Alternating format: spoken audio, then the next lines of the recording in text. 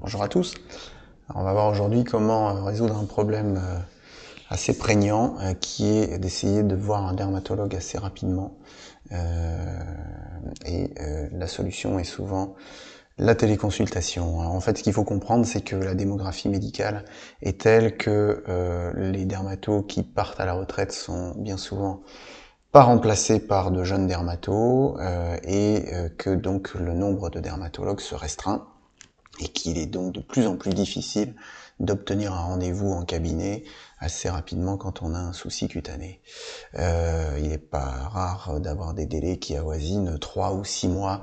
Les dermatos rejoignent sur ce plan les ophtalmos et d'autres spécialités qu'il devient de plus en plus difficile de consulter. Donc une solution, ça peut être la téléconsultation. Alors, on ne peut pas tout résoudre en téléconsultation, on ne peut pas encore inspecter des grains de beauté au dermatoscope, on ne peut pas faire de gestes opératoires évidemment, mais il y a quand même beaucoup de pathologies qui peuvent bénéficier d'une téléconsultation.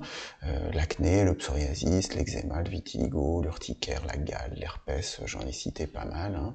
Même les infections sexuellement transmissibles, elles sont traitées bien souvent par des ordonnances, les infections de la peau, les taches blanches, les taches pigmentées, etc.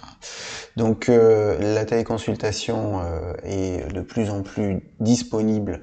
Il y a de plus en plus de dermatos qui ont mis en place des systèmes de téléconsultation. Moi j'ai mis en place le mien, je vais vous montrer un peu comment ça fonctionne.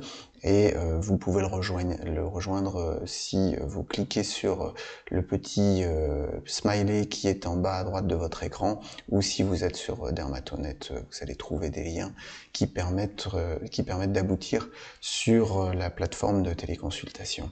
Donc vous allez atterrir sur ce type de page et vous voyez que en cliquant sur voir les disponibilités, j'essaie de mettre en place des plages de disponibilité assez régulières, quasiment du jour sur le lendemain, en fonction de mes propres dispos. J'essaye d'avoir des dispos. Donc, vous cliquez sur un horaire qui vous arrange, il suffit de vous inscrire, de rentrer nom, prénom, adresse, mot de passe, ensuite d'insérer vos coordonnées et le rendez-vous est pris.